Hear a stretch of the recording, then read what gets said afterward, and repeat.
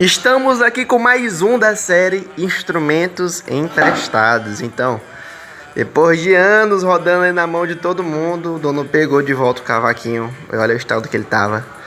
E depois daquele talentão, olha como ficou o cavaco. Agora, de volta à ativa, né? Coladinho o braço. Foi feito o reparo na pintura, uma regulagem de leve, cordinha nova.